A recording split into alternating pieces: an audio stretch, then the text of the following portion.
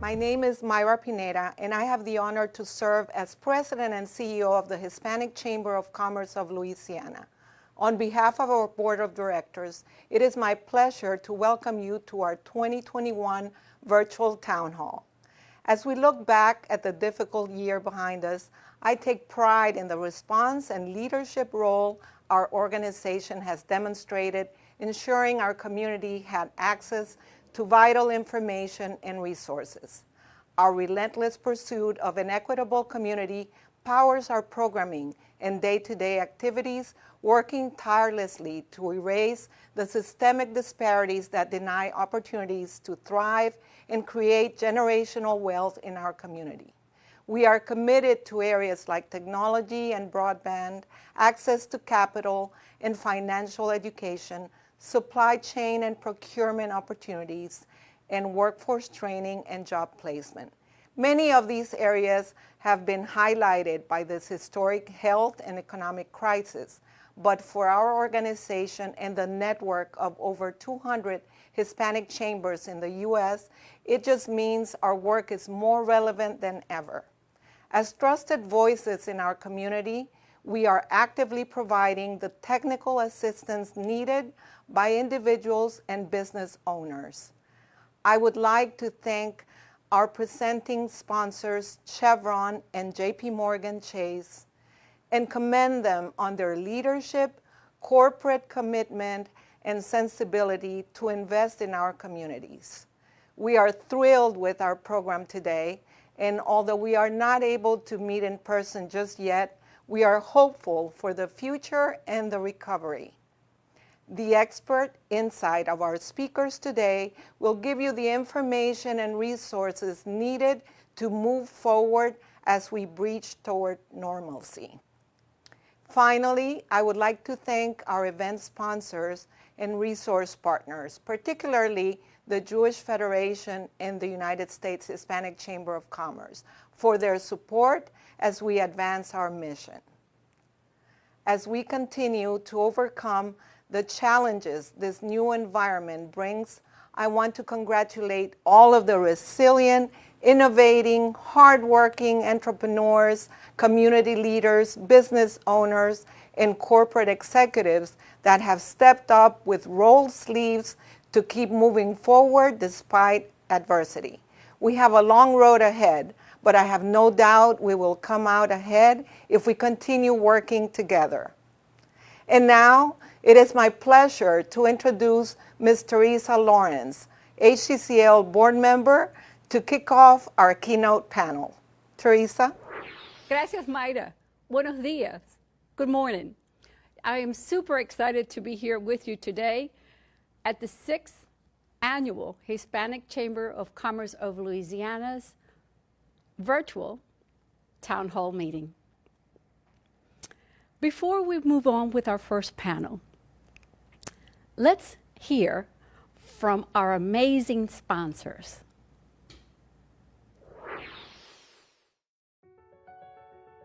Latinos are a key driver of labor force and economic growth in our country. However, in a COVID-19 world, it feels our community is under siege. According to the CDC, Latinos make up 34% of cases, almost twice the rate of our 18% share of the population, and a testament to Latinos' disproportionately high representation in the nation's essential workforce. JP Morgan Chase is committed to lead and innovate as we address the persistent and troubling issues our community faces. To date, we've given $250 million to address the public health and long-term economic challenges caused by the pandemic. And over the past 2 years, we've invested $10 million in Latinx communities across the U.S. We're also helping our customers navigate their financial needs through this crisis, such as delaying payments or increasing lines of credit for customers and small businesses struggling financially due to the coronavirus. The pressing need to expand economic inclusion may be an old problem, but its solution requires new partnerships. Business, community, and government working together is the only way to overcome the obstacles to economic inclusion. I'm Carolina Giannicelli, head of the private bank's law firm and professional services group at JP Morgan Chase, Thank you.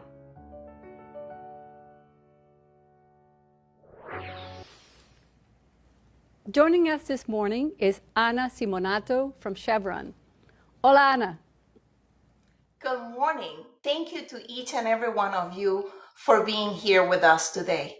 I'm Ana Simonato, Gulf of Mexico Technical Business and Services General Manager and representing Chevron. And I'm honored to be invited to this conference and to get in touch with the Hispanic business community. And more important, because it comes to my heart and my cultural roots. I would like to express my sincere appreciation to the Hispanic Chamber of Commerce of Louisiana and to all the people that work from behind the scenes to make this event come together to become a success. This is the 5th year of Chevron, of one of the sponsors of this event, and we are very glad that we have been able to get through this virtual venue, which leads me to a very important point I would like to share. Adapting to change is imperative and has been critical during this pandemic time for everyone in business and for our society. We all have suffered and we all have done something different. Today, we're in the perfect event to share as a business community lessons learned that we have from this experience and to hear from our distinguished panelists about the progress of the pandemic. In Chevron, we highly value diversity of our workforce and we are committed to promote greater inclusion to deliver industry-leading results and value in any business environment. And because I am a witness of that, I want to invite you to be a willing participant and embrace the perspective of others as an opportunity to learn and discover in today's session. Chevron has a long history of supporting communities, particularly in times of need, by contributing to crisis response and relief efforts. Together with our global partners, we're committed to social investments and to support initiatives that helps communities and nonprofits address COVID-19 public health crisis. We are proud to be involved with the Hispanic Chamber of Commerce of Louisiana in many of the initiatives. And then through these partnerships, we focus on lifting Hispanic business and individuals through education and procurement opportunities. I want you all to remember that business success depends on us and the different ways of thinking, different life experiences, and different backgrounds, and to create an inclusive environment where everybody's voice can be heard. Thank you for having me here today. Hi, I'm Don Pearson, Secretary of Louisiana Economic Development, and I'm pleased to participate in your 2021 virtual town hall meeting. Our Hispanic Chamber of Commerce of Louisiana, and I say ours, as like you, LED maintains a strong working relationship with the Chamber and is committed to creating and facilitating a vibrant business climate for the Hispanic community, which will result in economic development and progress for Louisiana. We welcome Ms. Alice Rodriguez, Chair of the Board of the Hispanic Chamber for the United States, and Mr. Ramiro Cavazos, President and CEO. I know you'll both make great keynote presentations later today. Our LED Small Business Services staff, led by Stephanie Hartman and Pat Whitty, works closely with Myra Pineda to offer a comprehensive array of programs and resources for member businesses that range from entrepreneurial startups to support for small businesses looking to expand and grow by building their capacity. Of course, that also means cultivating opportunities and accelerating growth. We do this with our Small and Emerging Business Development Program, which provides managerial and technical training and one-on-one assistance to help small businesses sustain and grow through a network of small business support partners across the state. Recently, we've added small business and emerging business development roundtables for peer-to-peer interaction and further support for business. Come up with new ways to meet challenges. LED is also contractual partner to the Hispanic Chamber of Commerce and works together to provide ongoing managerial and technical assistance support for sustainability and growth through our Small and Emerging Business Development Program. This collaboration creates an opportunity to enhance the delivery of support for Hispanic small businesses. The Small and Emerging Business Development Program has delivered technical assistance and also provides training classes in areas like accounting and marketing. We're also proud of the Hispanic Chamber's role in our Alliance for Economic Inclusion, which has a focus on economic inclusion and creates greater opportunities for disadvantaged businesses, minority and women-owned businesses, veteran-owned businesses, and other small businesses in Louisiana. Thank you for joining us today. Thank you for your continued support of our Hispanic Chamber of Commerce of Louisiana and for helping us build a vibrant economy in our state.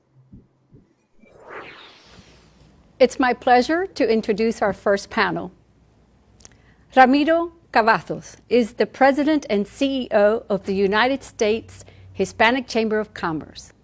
Previously, he served as CEO of San Antonio's Hispanic Chamber of Commerce for 10 years. He has a strong expertise in economic development, having served as the Director of Economic Development for San Antonio, Director of Research and Economic Development for the University of Texas Health Science Center, and as the Global Public Affairs Manager for the Levi Strauss Company and Foundation for the Texas, Mexico, and Latin American region. Ramiro has a Master's of Public Administrations from St. Mary's University in Texas and holds a bachelor's degree in government for the University of Texas at Austin.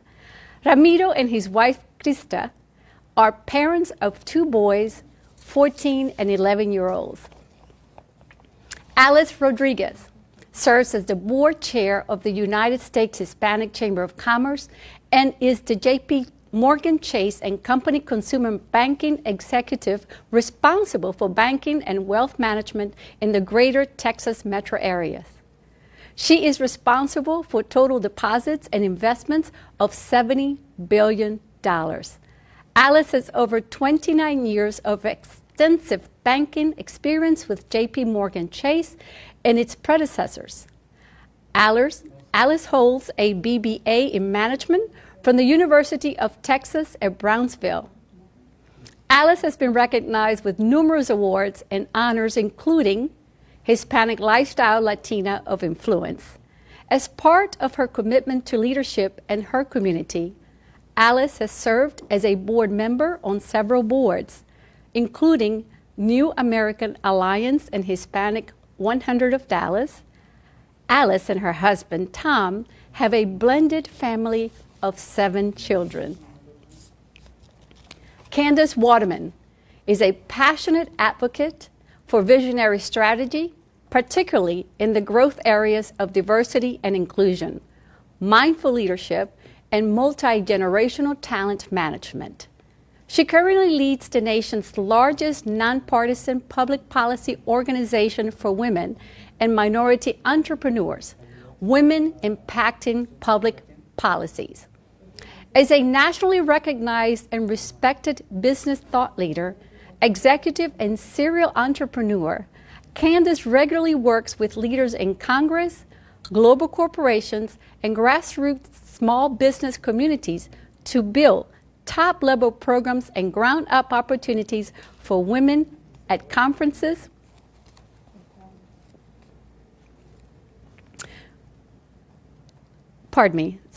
grassroots small business communities to build top-level programs and ground-up opportunities for women business owners.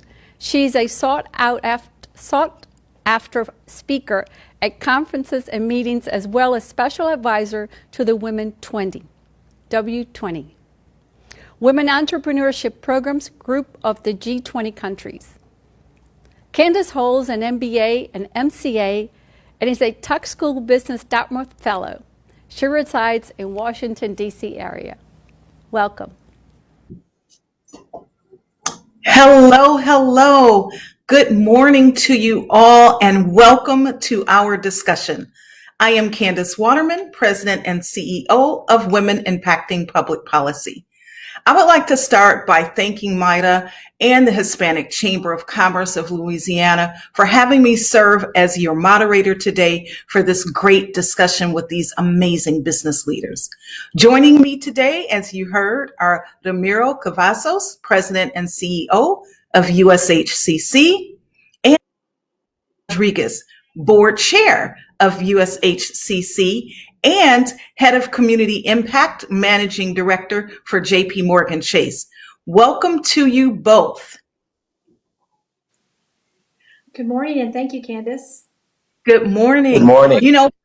Good morning. For each of us, I would like to say that our hearts and thoughts go out to those who have been affected by the unprecedented events and that have occurred over the past year. We've been through more than we could have ever anticipated, and we hope you, your teams, and your families are staying safe and healthy as we practice physical distancing, navigate the deployment of the COVID vaccine, and the reopening of many states across the country.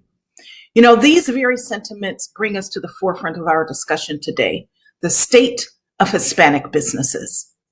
Both the COVID-19 and racial injustice crises has fueled uncertainty and unveiled peaks and valleys of stability and unpredictability for all of us, particularly as business leaders and business owners. Each of us has had to navigate a different path, but all on the same journey of economic recovery.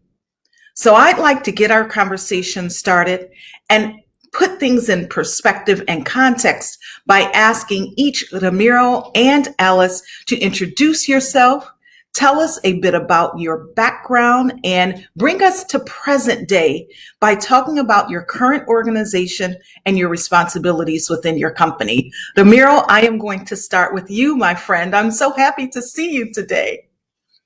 I'm so happy to see you too, Candace, and it's an honor to be with the Hispanic Chamber of Commerce of Louisiana and with Maida Pineda, their great CEO who happens to serve on the United States Hispanic Chamber Board of Directors, and Alice Rodriguez, our great chairperson of the board, for her leadership, her compassion, and her passion for small business expansion.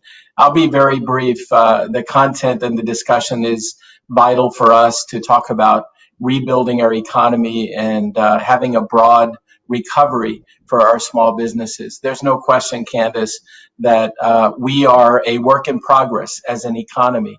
I grew up in South Texas, and my parents and my grandparents were small business owners, and they were very active in farming and ranching. And I got to see with my own eyes a community that was majority minority, Mexican American, along the U.S.-Mexico border. Alice and I have a similar upbringing, ironically, but we worked hard, and we were also given really just our name and the work ethic that has brought us to where we are today. I feel that the American dream is still alive and well. It's evolving, and there's no question that we have tremendous obstacles, as we have with any society. The U.S. experiment, the United States of America experiment for all of us came from another country to this country, with the exception of Native Americans. We are part of the American dream, and at the U.S. Hispanic Chamber of Commerce, through the leadership of Alice Rodriguez, our board of directors, our chamber members that Maida is a part of, more than 260 Hispanic chambers, are more than 5 million Hispanic-owned businesses, and the many corporations that invest in our communities. This is our finest hour, and it is our time to make sure that racial inequity, discrimination, racism, and the systems that are broken need to be fixed. And we look forward to answering some of your questions today. Candace, thank you for your leadership. Maida and Teresa and the board of directors for inviting Alice and myself. It is my honor to work for Alice and the board of directors as the CEO of the United States Hispanic Chamber of Commerce. So back to you, Candace. Thank you so much. The three of us have our humble beginnings in common with each other. Alice, I am going to turn it over to you. Thank you, Candace. And again, I want to echo Ramiro's comments in terms of thanking Maida, the entire Hispanic Chamber of Commerce of Louisiana board for having this very important panel. So as Ramiro said, I am also from South Texas, born and raised in Brownsville. My mother was an immigrant from Mexico. I learned a lot of values from her, particularly just hard work, family, just faith. And I was very, blessed and fortunate to be the first one in my family to graduate from college. And so after a year out of college, I took a role with JP Morgan Chase. At the time, actually, it was an independent bank in Texas, Texas Commerce Bank, which over the last, 3 decades has morphed into a lot of different banks and is the, big JP Morgan Chase that everyone sees today. I've had a 34-year career there. I've spent time in our commercial loan ops, in our consumer bank, in our business bank. And Teresa was very kind to give me some accolades there on my bio. That is a former role that I had with the bank. But today, as you mentioned, Candace, I am heading community impact for the organization. And specifically what that means is back in October, our chairman and CEO, Jamie Dimon, made a $30 billion commitment to focus on advancing racial equity and very specific to Hispanics and Blacks. And he was very intentional in thinking through not just for advancing racial equity on the consumer side, but on the entrepreneur side. And again, the idea here is to focus on those key drivers of wealth creation. And so we've been very specific on what we're doing from a lending perspective for, again, consumers who are looking for home ownership, as well as for entrepreneurs that are looking for financing. So I couldn't be more pleased. I mean, I've done a lot of wonderful things in my career, but this assignment in particular has a lot of meaning to me because, as Ramiro said, I have a lot of passion in terms of helping our community move up. And more importantly, I have this very strong point of view that, when you look at the growth in this country over the next 3 decades, these are 2 communities that are going to have a very important role to play in the rebuilding of our economy. I could not agree more with you on that, Alice, and about the responsibility and involvement in rebuilding our economy. I thank both of you so much for what you're doing, for your great leadership, and certainly you have huge responsibilities within your organization that are truly critical to our community. And I want to ask you, business leaders, can you tell me how the COVID crisis in particular has affected your organization and your company? And Ramiro, I'm going to start with you on that one, and then Alice, I'll move to you.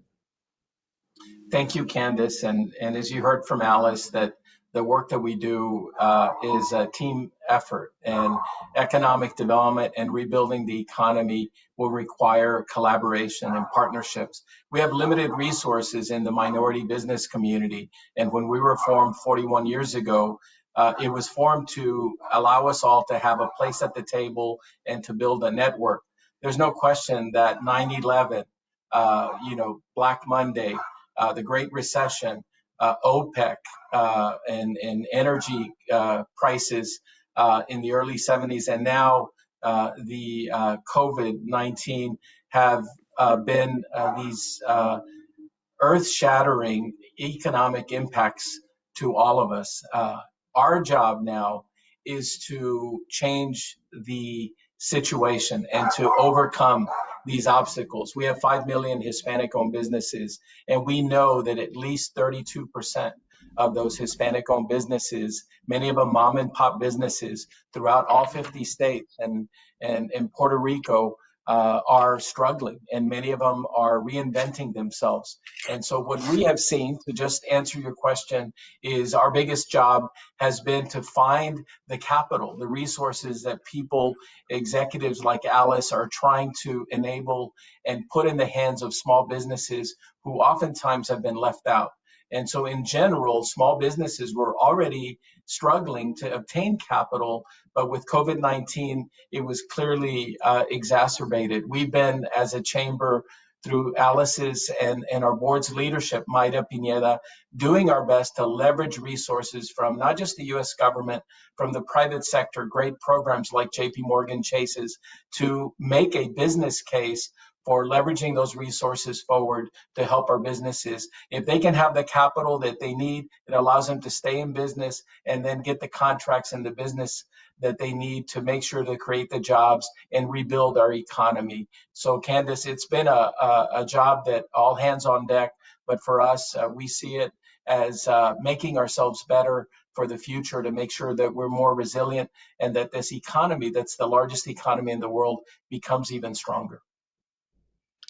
Absolutely. You know, I just couldn't agree with you more that access to capital is a barrier to entry, a barrier to growth, and certainly during this time, a barrier to sustainability and just surviving, you know. And so, Alice, with that, being our, you know, sort of financial guru and certainly an amazing supporter, so committed, and certainly an advocate, can you tell me how the COVID-19 crisis has affected your organization and what it is that you all are doing?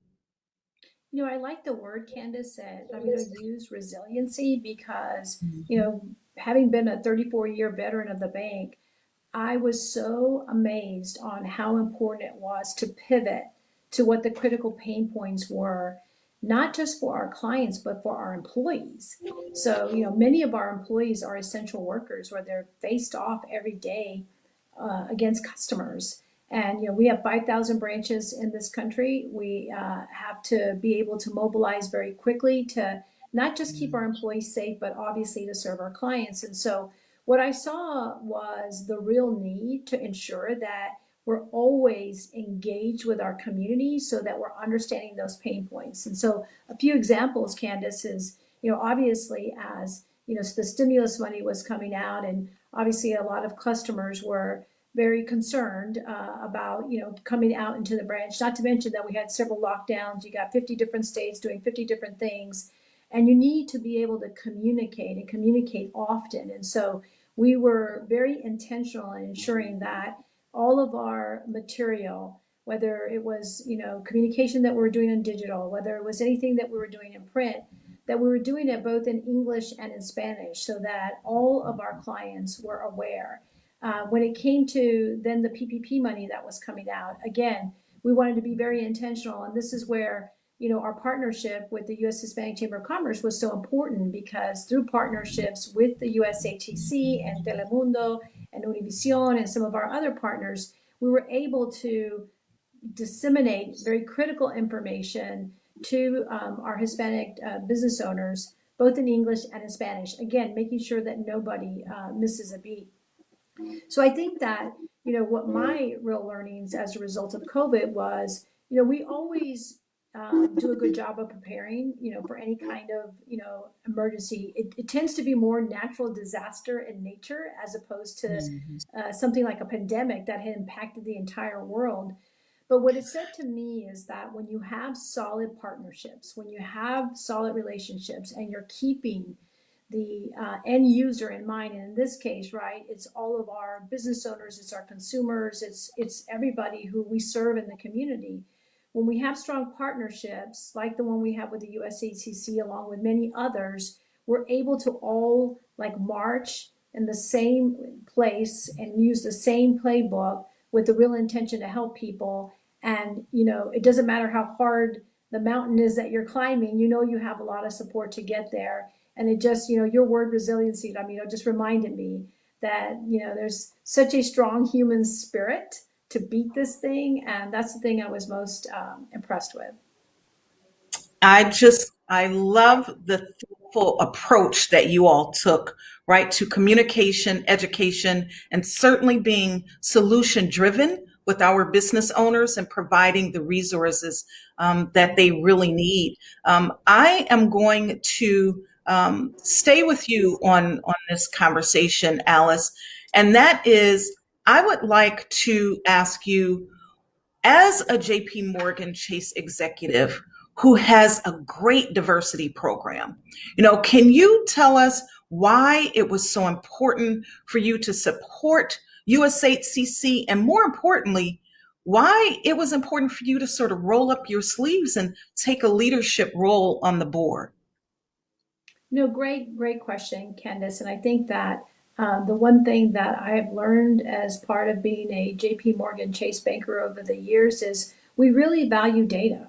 We really value understanding what's going on in our community because, to your point, we cannot provide solutions unless we understand that. So partnering with the U.S. Hispanic Chamber of Commerce, which we have a very long history of, has been very easy. You know, there's no question when you look at the growth of Hispanic-owned businesses in this country, it's been tremendous. And in fact, if you look at the last 10 years, just, you know, right before the pandemic, Hispanic-owned businesses grew 34%. And that compares to 1% for non-Hispanic businesses. When you look at the population growth, I think I mentioned in my earlier comments, over the next 10 years, you know, 70% of the growth in this country is going to come from Hispanics and Blacks. So for us, it's a very, you know, simple answer. It is, we understand where the trends are going. We understand what are some of the opportunities or the challenges that Hispanic business owners have. And we want to go to the center of excellence. And I know I'm probably sounding a little biased because I am on the board and I'm on the chair, but I am the chair, but I feel like our organization is very grounded in having the right strategy and the right relationships so that we can bring forth the solutions that are going to help us to continue to grow and make an impact in the economy. And then for me personally, you know, my parents were not entrepreneurs, but I felt like they had that entrepreneurial spirit, particularly my mother. I always said this, Candace, you know, my parents didn't have the fortune to attend high school or get a higher education, but they had such street smarts. And my mother had this inability, right, to just overcome adversity, you know, having very, you know, limited English. You know, obviously she learned English over time and she got her GED when she was in her 50s. But she just had this wit about her and kind of good business sense. And I used to tell her, if she had had the opportunity to go to college, there's no question in my mind that she would have been an entrepreneur and she would have been a real estate mogul because she loved the idea of buying property and she knew that that was an annuity that would help her in the future. So for me, being, you know, having the opportunity to be on the board was no question. I felt like I could bring some of my, you know, expertise and my experience to the board to help us to continue to move forward. Absolutely. I love that. It technically was really just built within your DNA. You know, I love hearing your story about your mom. I was raised by my great grandma, who was the same way, not college educated, and who was the help, right? When you looked at that movie, The Help, that's who she was, right? I can remember helping her polish her white shoes on Sunday, but her instilling so much in me the way that your mom did for you. And I think something about our parents, right? All of three of us during that time and what they instilled in us, this sort of grit, if you will, and perseverance and resiliency, right? To use Ramiro's word, I think really prepared us for where we are today. And so as we talk about where we are today, you know, there are over 4.6 million Hispanic businesses across the country. Their growth, as you just talked about, right, continues to outpace that of other U.S. businesses. So, Ramiro, I want to ask you, as the leader of the largest and most beloved Hispanic organization, I will say, who represents these businesses, what keeps you up at night during these unprecedented times? Because these are unprecedented times. Well, for us, Candace, and thank you for your kind words. This is an organization that I have been a part of for many years. As you read earlier in the bio, I think Teresa Lawrence did. I worked for the San Antonio Hispanic Chamber of Commerce. It was the first Hispanic chamber founded in America in 1929 during the throes of the Great Depression. We also, worked in economic development in South Texas in many ways to be twice as good as other parts of the country because we always felt perhaps disconnected or maybe not part of the mainstream of America. And as Black people and as Hispanic, this country is as much ours as it is anybody else's. And we need to own our own strength. and our self-esteem. And as Alice has said, we need to do that in multiple languages and respect people and meet them where they are. And for us, what keeps me up at night is really the struggle that is a struggle that is an invisible struggle. We as a community are not often given a seat at the table. We don't have the same access to the systems that have favored folks with more privilege than we. And then the beauty of being Hispanic, I believe, is it's a culture. It's an ethnicity. 25% of Latinos are Afro-Latinos. So we're Black, we're Asian. If we're Filipino, we're Caucasian. If we're Spanish or have European blood, but happen to love the culture and speak Spanish. I love to tell people that being Hispanic is a state of mind. And so we are not a monolith. We're a very diverse population of 61 million people, 1 out of every 5 people living in America. And so what keeps me up at night is inequity. It's the struggle. I get paid to do a job to make things right, I believe. And it's a humbling experience for me, and I take it very seriously. I don't see it as a job. It's a commitment to our small businesses, because 30 million small businesses drive our U.S. economy. Alice knows this because she's in banking. Our U.S. economy, the largest in the world, more than $30 billion a year. Prior to COVID, 70% of our economy is driven by consumer spending. It's people, Candace, like you and I and Alice, making purchases in our neighborhood and with mom and pops around the street, and with people online now, obviously in a virtual setting. If we don't have confidence about the future of the economy and own our own strength, we will not continue to excel and grow this economy the way historically it has grown. And so for us, it is a mandate. It is an imperative economically that we rebuild the economy. We do it for everyone. It needs to be broad-based. In a rising tide will lift all boats. And we just need to work harder than most people, because we need to overcome those obstacles. And that's where our resiliency comes in. And you put us where everybody else is, and we will excel and compete and thrive. And so that's what drives me every day. And I love the fact that we have 260 Hispanic chambers, like your chamber in the Hispanic Chamber of Louisiana. Each of them is an economic oasis for your community to help people have a leg up in their community. That's what is the beauty of our network, and that's what drives our board of directors' passion. Absolutely. I love how you put that, to own our strength. And I will add, own our strength and own our buying power in multiple languages. You just think about the power right behind that statement. And certainly, to your point, the rich culture of the Hispanic community, who I think for both the Black community and the Hispanic community, we don't look for handouts, we look for opportunities, as you just said so eloquently. And I want to ask this next question of both of you, right? You all are doing great work at USHCC, and you clearly have been very active, right, with the new administration to identify resources to assist the Hispanic businesses. Can you talk about some of the expectations you have of the administration, Ramiro, and then Alice?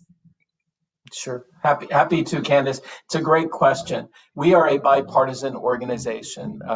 We have Democrats and Republicans on our board. Our members are independent, Republicans, Democrats.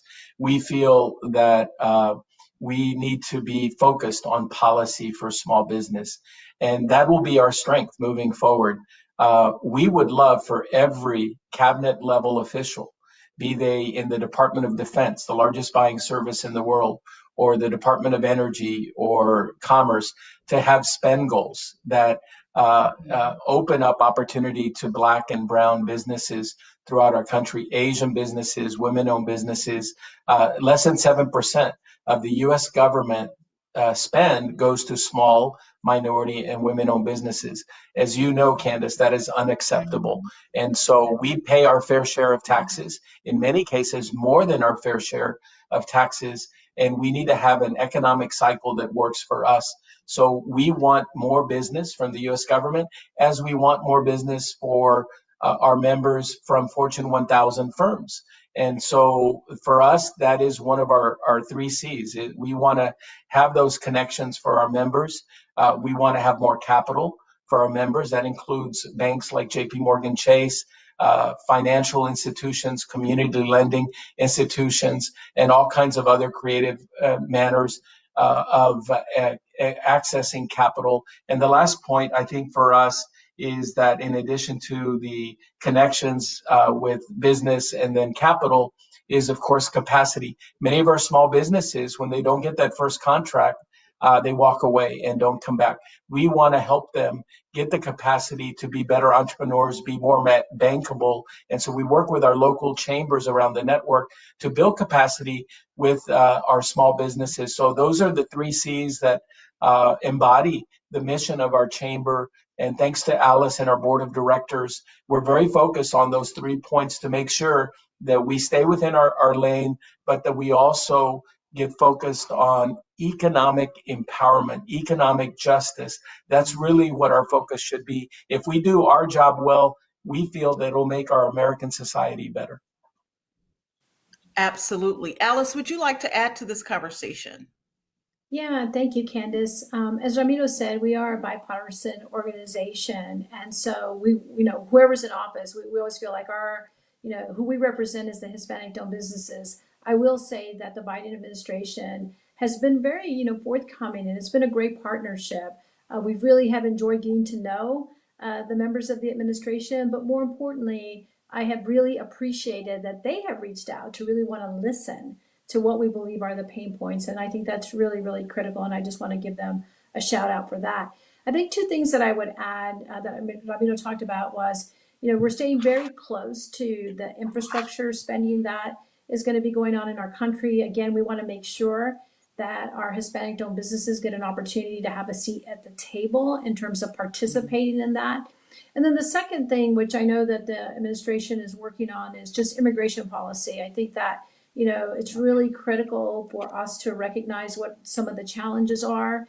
We want to make sure that from a workforce perspective, we're putting into place the right policy so that, again, when you think about workforce participation, that we have the right means for people to be able to do that. And there's no question that this is always a challenging topic. And as we know, administrations in the past have tried to figure it out. And our aim here is to be helpful in the process to the extent that we can provide, just our insights and our intel.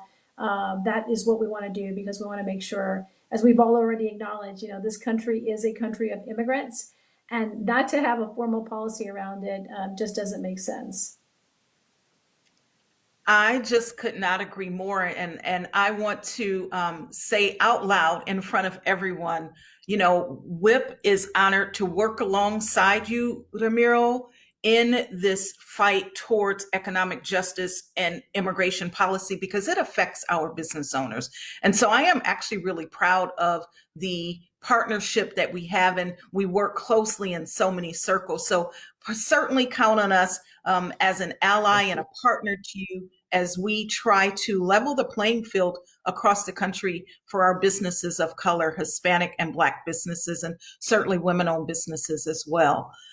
I want to switch gears a little bit, right? And we are in this new normal, right? This is our new normal. We all know we have a long way to go, right? We have been now navigating this for officially 13 months. Today, I will say, is the anniversary, 13-month anniversary of, certainly DC shutting down and being at home, right? Working from home. However, I want to stay positive about that recovery, because recovery is coming, right? I really believe life is like a heart monitor. It beats up and down. So at some point, it's going to go back up, right? And it's how you deal with the down to determine how far you go back up. So with that said, Ramiro, I want to ask you, what do you think Hispanic-owned businesses should really be focused on as we navigate this now new normal? Because we're not going back to old. And in some ways, that's okay, because this gives us an opportunity that this system disruptor has happened to navigate a different space. So what do you think that the Hispanic-owned businesses should really be focused on right now? Well, I thank you, Candace. And you said something earlier. It's important. No one in our communities is asking for a handout. We want to make sure that we have a place at the table with other businesses. Our work ethic, our contributions, our sacrifices, not just to this nation through the military, through the Black and Brown communities, but also through entrepreneurship, job creation, doing more with less over the years, puts us in this position today to be more effective in this recovery. Recovery will only work if it's broad and it includes all of us. And we believe, as Alice said, that this new administration understands the economic importance of making sure that everyone is lifted up through these efforts through the recovery. The biggest challenge for our Hispanic-owned businesses that I mentioned earlier has been the systemic exclusion over the years of the tools that they need to expand their businesses, to grow their businesses, to be more bankable. And a big part of that is multi-generational. Part of it is we didn't grow up in families where many of our fathers and mothers owned a business or went to college, as was mentioned by Alice. And so there's a gap there. And part of our job is to close that gap.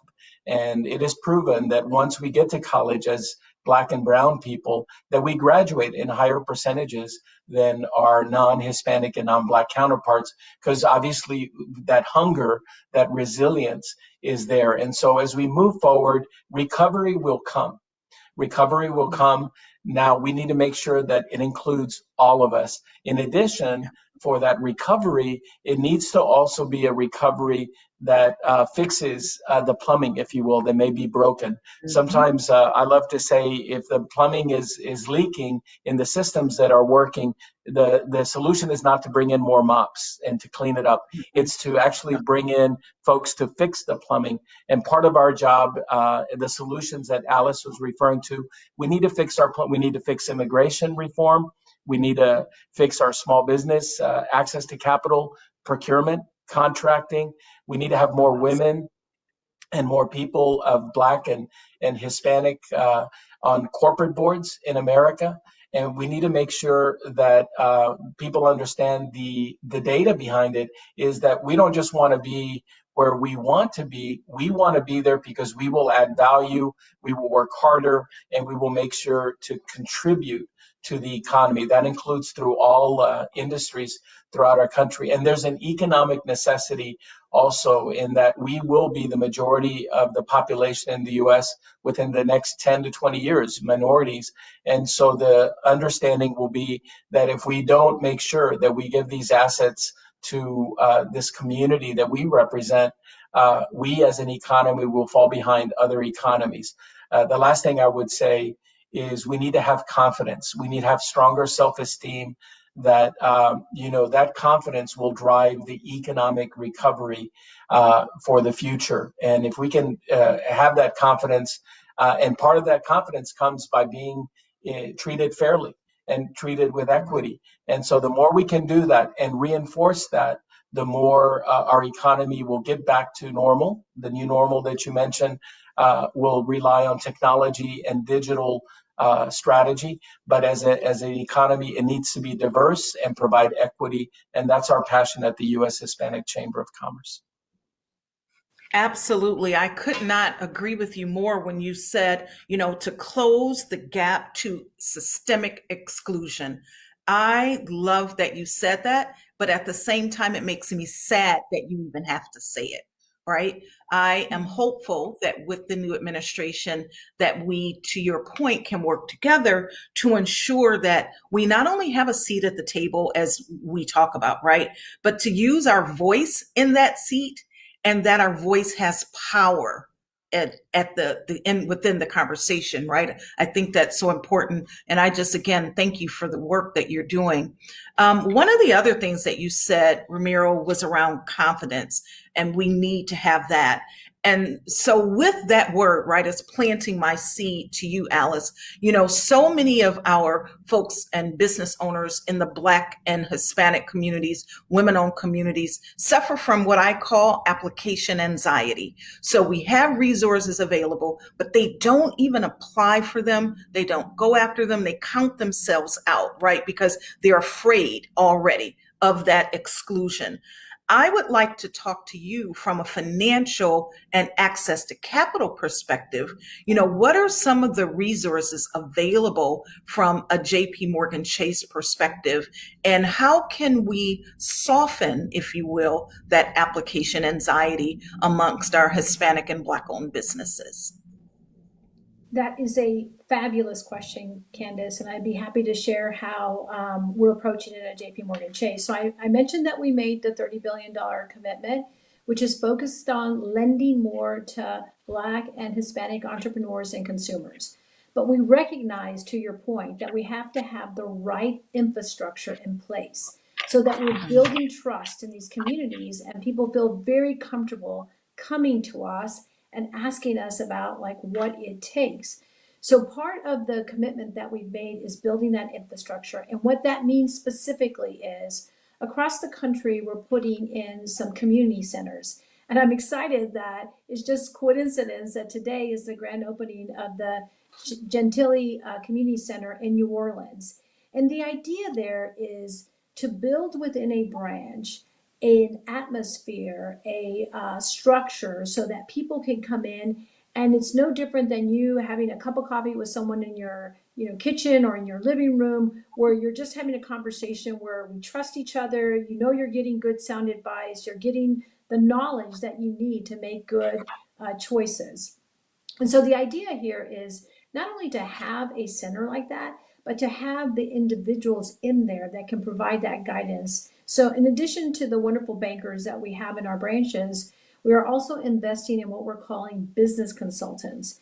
And the idea here is that business owners have somewhat of a mentor or a coach who can really talk to them about their business plan. What are some of the things they're thinking about as they are contemplating growth? What are the things they should be thinking about as they apply for credit with a bank? And honestly, we don't care if it's our customer or someone in the community, they happen to be someone else's client. It doesn't matter. At the end of the day, we're very serious about what we need to do, to your point, Candace, to help both Black and brown entrepreneurs, get the information they need and not feel like, oh man, I'm not even gonna apply because I know the last time I did, I wasn't approved, or I didn't feel like I had the answers to the questions. No, the idea here is the mentor and the consultant is going to give you the answers to the test, right? This is everything you should be thinking about as you think about credit and what that means. And then more importantly, whether it is referring them back to a banker who can actually work through the application with them, or we decide that there might be some benefit in introducing them to one of our CDFI partners, we can do that too. So we're investing in community centers, we're investing in community managers, we're investing in business consultants. We are putting the resources in the community that we believe are important to supplement our current, banking operations, so that we stay very intentional and that we have a sustainable program. So it's not just about achieving the goals, or checking the box on any kind of widgets. It is, to your point, we shouldn't be talking about this, right, Candace, in No. whatever number of years. It should be embedded in the way that banks think about how they're helping Black and brown entrepreneurs grow. Absolutely. I love that. No longer checking the box, but I'd like to say closing the circle, right? And closing it not so no one else can get in, but closing it so that we're part of it. I will say congratulations to you on the opening of the new center in Louisiana. And I will give you a virtual hand clap, because I want people to understand what $30 billion commitment is. So I'm giving you a virtual hand clap. because that is amazing. And we thank you for being a leader in this sort of financial ecosystem that's being built, right? From an infrastructure perspective and from a guidance perspective with the business consultants. I just applaud you as being a leader in the space. You know, I could talk to both of you forever. And I will say, though, they're going to allow us to leave them in just a little bit. But as we close our session, I would like to ask each of you amazing leaders, are there any parting words that you would like to provide to the Hispanic-owned businesses or your supporters, even like myself, right, who are working to assist the success, right, of the Hispanic-owned businesses? Because, you know, we're all in this together, and my family has adopted this sort of hashtag, you know, better out than in. And that is what I know we are going to do as a business community. We are going to come out of this better than we went in, even though we have some of these hurdles to cross. So I would like to ask each of you for parting words.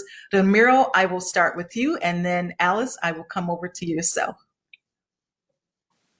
Thank you, Candace, again for having us, and thank you, Alice, for your bold leadership and your brilliance in having the capital, solutions that we need through the investment that JP Morgan Chase makes in not just the U.S. Hispanic Chamber, but many business organizations throughout the country that are moving the needle in the positive direction. My parting words, I will really, two of my favorite people are Cesar Chavez. Cesar Chavez said that once you understand, and I'm paraphrasing here, that once you understand that your voice matters, and once you understand that equity is within your heart for everyone in this nation, your voice cannot be taken away. Our voice cannot be taken away because we understand that this country was built by us, and this country's future and present economic vibrancy depends on our resiliency moving forward. The other thing that I would say, in addition to Cesar Chavez, is a quote from Winston Churchill. I'm a big fan of Winston Churchill's. And he had many great sayings, but two of his sayings I truly believe in, and my parents raised me with, not knowing that it was something that Winston Churchill would state himself, but never, ever give up was one thing that my parents taught me. So, if you're going to put me in a foxhole with you, I hope that you have the right person, because I don't give up very easily. I keep going, and everything seems impossible until you get it done. But the saying that Winston Churchill also said is, if you're going through hell, keep going, because you're going to get out at the other end of it and succeed. And this COVID-19 13 months has been hell for all of us. There is no question it's impacted our Black and Hispanic community more than it should, and our Asian community. But I would say that there is light at the end of the tunnel. We're beginning to see it, and our U.S. Hispanic Chamber of Commerce, in partnership with our community in Louisiana, led by Mayra Pineda and her board of directors, we are your partners to help you get through it, and we're ready to rebuild the economy with strength and with strategy. Thank you so much for those beautiful words. Alice, I will turn it over to you. Wow, it's hard to go after Ramiro because he has such wonderful quotes and insights. But what I would say, Candace, is look, don't go it alone. I think Ramiro said it best, right? Like it has been like going through hell, and it has been a long 13 months. But as we are, starting to think through our recovery, don't feel like you're alone in this. That is the great thing about the Hispanic Chamber of Commerce of Louisiana. It's the great thing about the USHCC. It's the great thing about the Black Chamber. Candace, your organization, like there's so many resources out there to leverage and ask tons of questions. I said to someone yesterday, they said, Alice, I think this is a dumb question. I said, let me just correct you. There are no dumb questions. Like the more questions we ask, the more information we get. And I think that us being allies together to move forward is the key here. And we don't need to be in our own little silos, We need to leverage you, Candace. We got to leverage, all those other wonderful organizations in this country so that I believe we all have the same, goal in mind. And that is to lift up, right?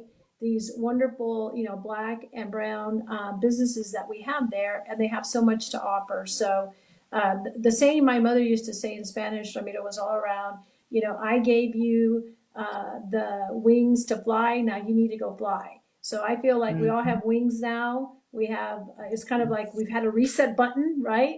Let's take advantage of it and let's fly. Absolutely. I mean, just the 4 points that you all made, understanding the power of your voice, don't ever give up. Understand that you are not doing this alone. So don't do it alone, right? We are the ecosystem here. And certainly ask questions, ask questions, ask questions. And I will say to each of you as business leaders to keep being bold, brilliant, and resilient as we help our businesses to be successful within this new normal that we're in. It has been my honor to share the virtual stage with both of you. And I just respect both of you so much and thank you for all of the work you do. So I say thank you to each of you for those words of wisdom. And this has been a great session today. Thank you, Candace. Outstanding job. Thank you, Alice. Thank you very much. And now, As you all, let's hear a message from Mr. Cedric Richmond, Director of the Office of Public Engagement for the White House.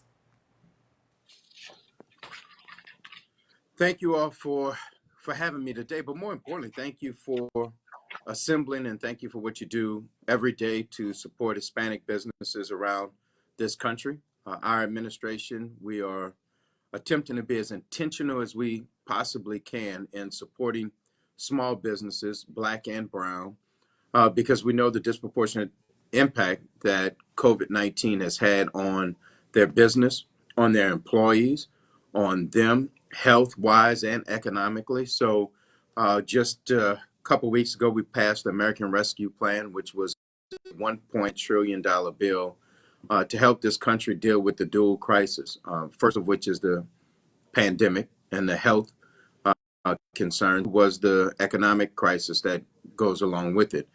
And so what we were able to do, and we've been tunnel focused from day one on making sure that we focus on getting the health pandemic. And so when we came in, we were doing about 8.6 million shots.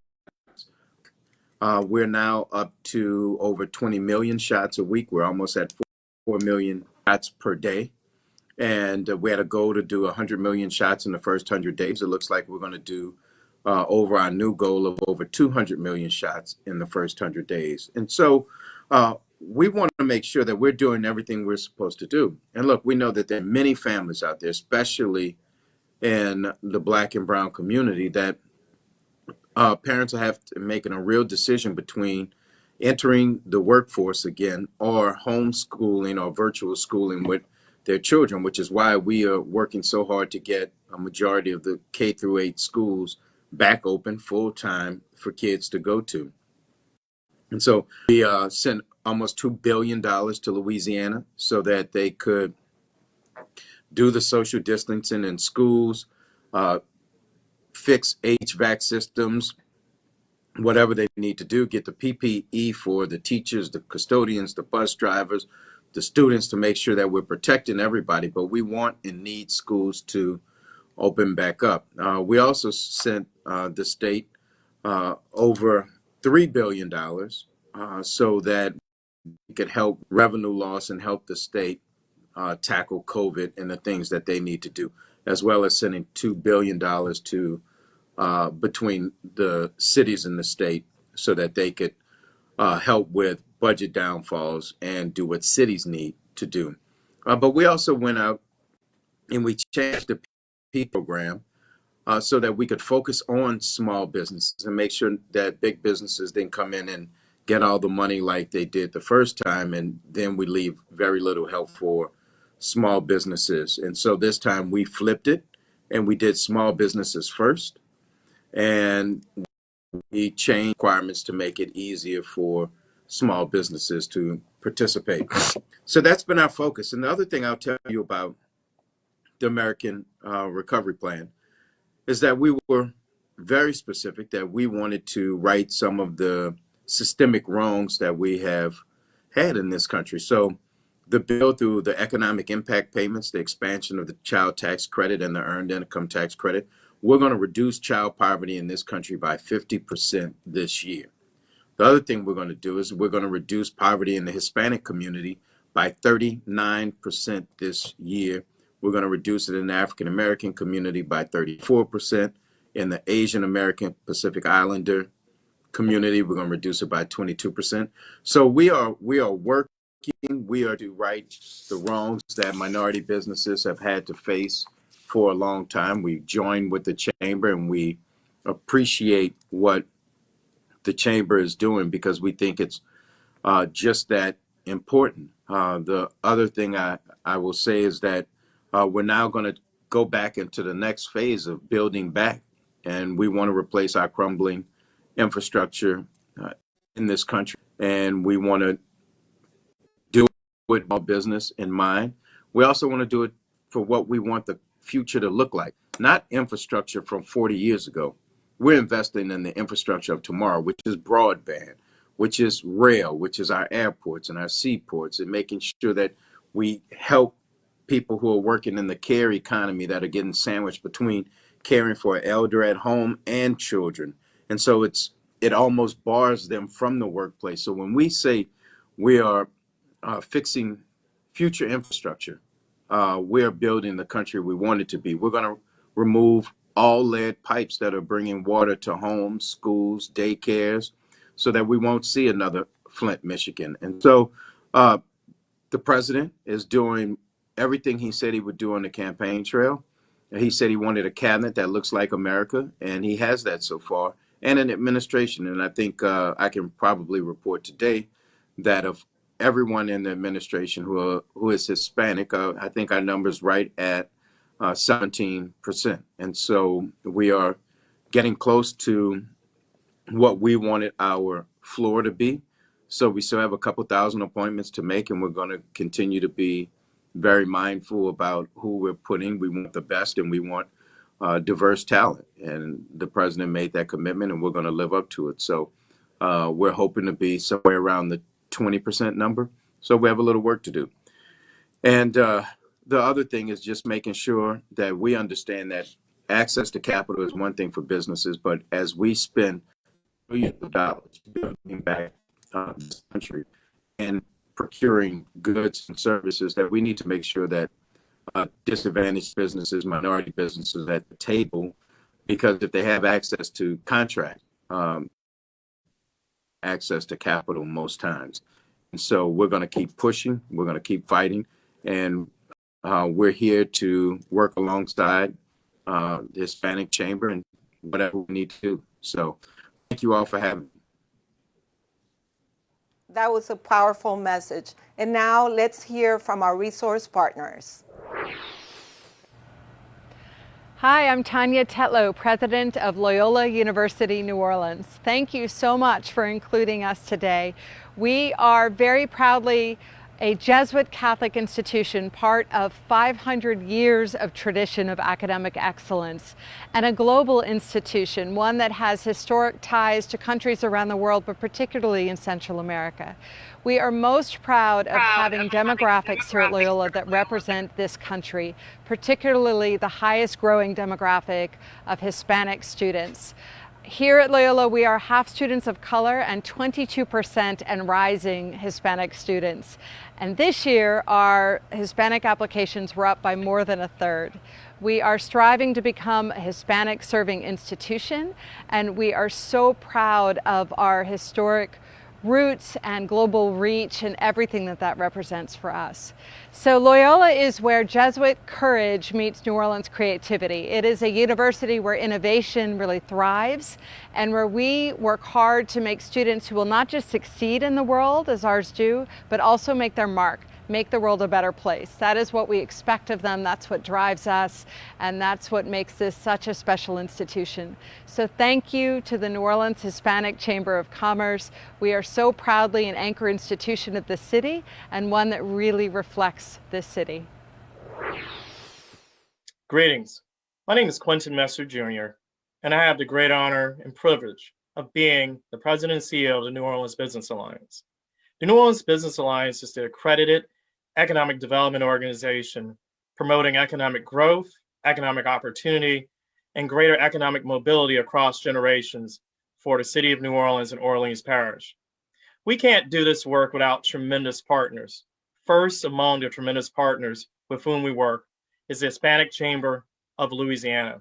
I can't say enough about this team, whether it's promoting small business activities, whether it's working with job candidates to connect them to opportunities, whether it's just getting information out to make sure that all our residents, whether they be Black, Latino, Asian, Indigenous, I can always count on Myra and her team at Hispanic Chamber of Louisiana to help the Business Alliance get the message out to residents and businesses in Orleans Parish. You know, we can't be together, but one of the things that this pandemic has taught us is the tremendous resilience of the New Orleans community. And the Hispanic Chamber of Louisiana is a tremendous part of that. As demographics change and Hispanic population in the New Orleans region continues to grow, I can't wait to see what further progress and partnerships we can develop with the Hispanic Chamber of Louisiana. Congratulations on another successful annual town hall, and look forward to being with you in person very soon.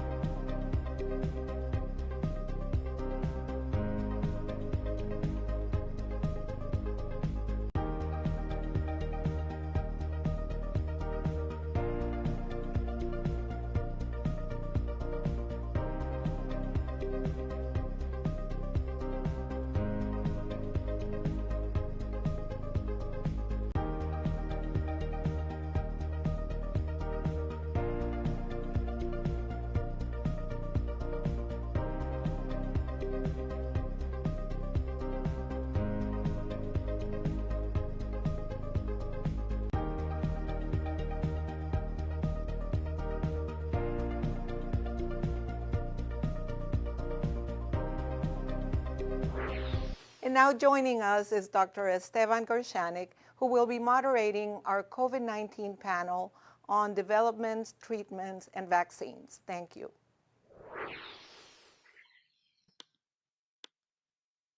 Thank you, Maida.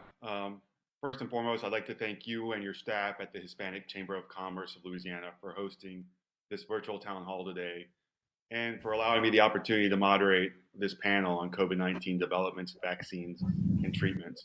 My name, as you mentioned, is Esteban Gershanik. I'm a physician in medicine and pediatrics with a background in public health, healthcare technology, and health equity. Here with an amazing group of panelists that are here today for this conversation. It's been slightly over a year that we've been living in this new norm of a COVID-19 world. So much has changed and continued to change daily, as noted even by the news this morning with the pause of the Johnson & Johnson vaccine nationally and locally. And we are fortunate today to have a diverse group of great panelists to discuss these developments and help shed light on a variety of other topics surrounding COVID-19 developments, vaccines, and treatments, especially for the Hispanic Latinx community. First and foremost today, we have Dr. Miguel Hoffman, who specializes in internal medicine, pulmonary disease, and infectious disease. Dr. Jonathan Hand, Medical Director of the Antimicrobial Stewardship Program and the Transplant Infectious Disease Program at Ochsner Medical Center. And Dr. Lisa Morici, a tenured Associate Professor in the Department of Microbiology and Immunology at Tulane University School of Medicine. I'll call on each of them to introduce themselves and provide some insights as to the role that they have, historically their bio, and allow each panelist to say something about their experience, especially during the setting of COVID-19. Dr. Miguel Sierra. Hello, you hear me well? Good. Hi, it's an honor for me to be in this town hall. I am Dr. Sierra Hoffman. I did my training in general medicine in Honduras, then came to the United States and did my internal medicine residency in Philadelphia in Drexel University. Then I got an opportunity to complete a fellowship in infectious disease in Baylor Scott and White, Texas A&M at that time. And then my real passion was for critical care, and I was able to do.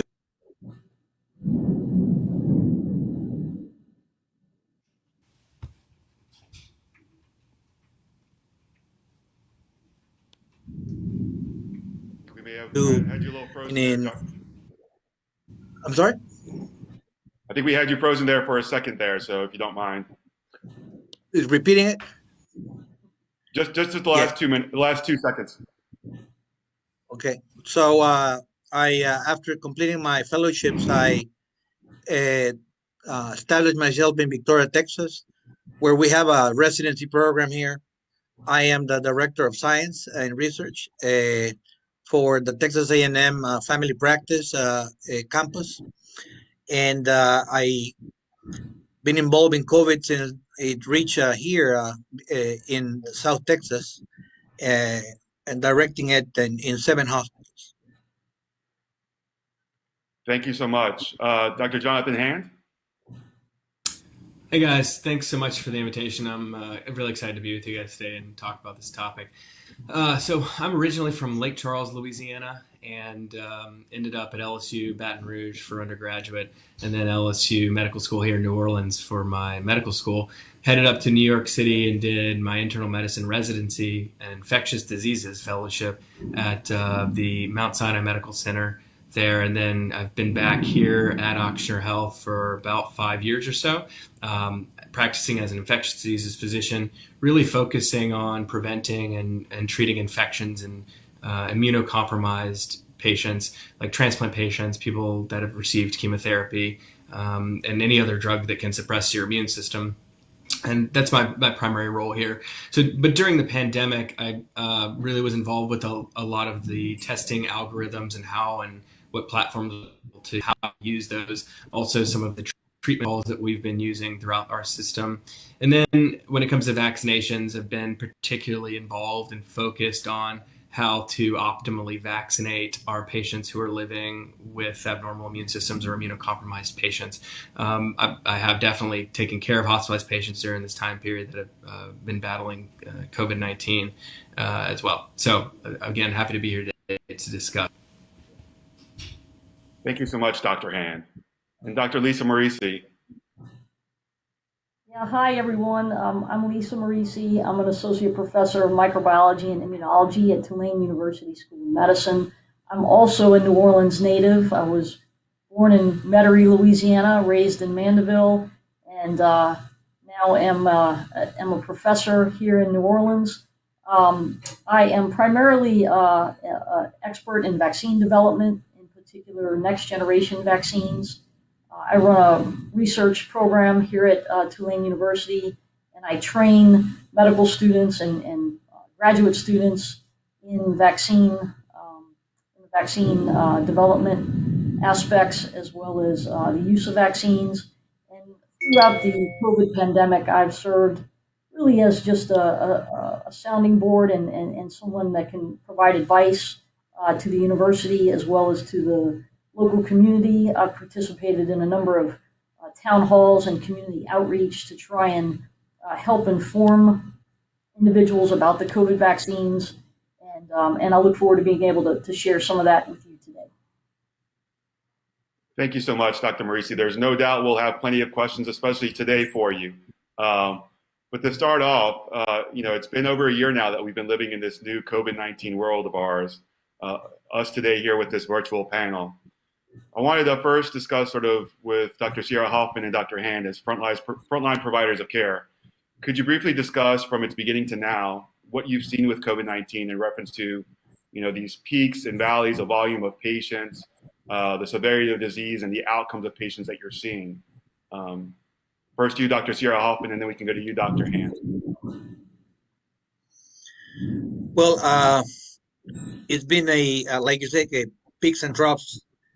We started having the pandemic hit here in Victoria, Texas, in mid-March, and at the beginning, we were following the recommendations that most societies were recommending, and the first patients, the first 7 patients that went into the ICU, and I took care of, and my team, they died uh, because we were accelerating in intubation and managing with conventional ARDS uh, modes of ventilation. And then after that, we decided to change dramatically our management to try to avoid intubation and actually use other modes of ventilation, like high flow oxygen and self-pronation. And we started using steroids, which in March was not seen as a good mode of treatment. We started using colchicine and combining tocilizumab with dexamethasone. That nowadays it turns out that it is the combination that reduces mortality. So after March, from April on, we have had, I would say, very good results. Those results we share with Honduras. We created a team, and we have published some experiences about our in regards to our protocol. The protocol has evolved over time, and obviously my major practice has been in the intensive care unit, or trying to avoid for those people to get into the intensive care unit. That is as much as I can say. If you want me to go in depth into the details of the protocol, I can. No, that sounds great for now. So it seems like, from early on, Dr. Sierra Hoffman, that at your institution, you saw a lot of things happening and things evolved with new protocols that help sort of improve some of the outcomes of some of the patients you've been seeing. So it sounds like a lot has been done and a lot has been changing so quickly at your institution that you've been pushing forward in collaboration with others. And Dr. Han, at Ochsner and in New Orleans, what have you been seeing, I guess, from the beginning to now in reference to the volume of patients, the severity of disease, and the outcomes and the algorithms that you're using at your institution?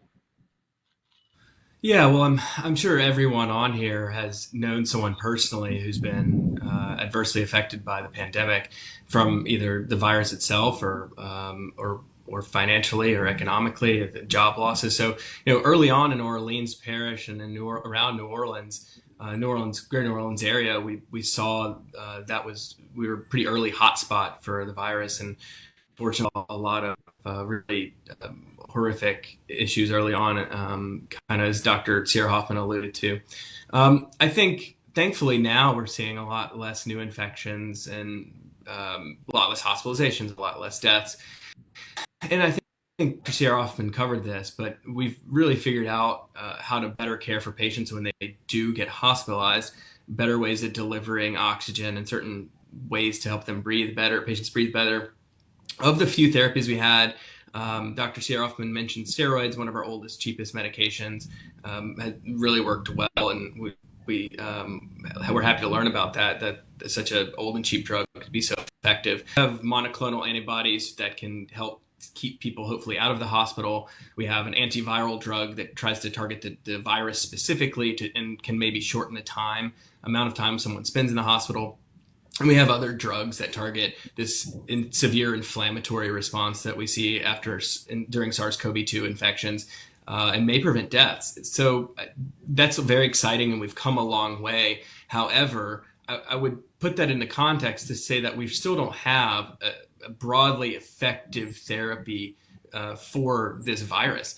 We have a lot of stuff we're using in the hospital, like I said, but this makes prevention even that more important and makes vaccinations so important. I know we'll get to that, but we're also seeing now it's been reported in the literature, and a lot of folks, it's got a lot of news coverage about people who have had pretty long-term effects related to COVID-19, whether that's loss of taste, whether that's a mental fog, whether that's joint pains, kind of classifying this now as a sort of long haul syndrome. And data from all countries are really showing that these symptoms can last for months and months. So it's really something we want to take very seriously, but I can't say that anyone has an effective therapy to help deal with this really unfortunate syndrome that's persisting in a lot of patients.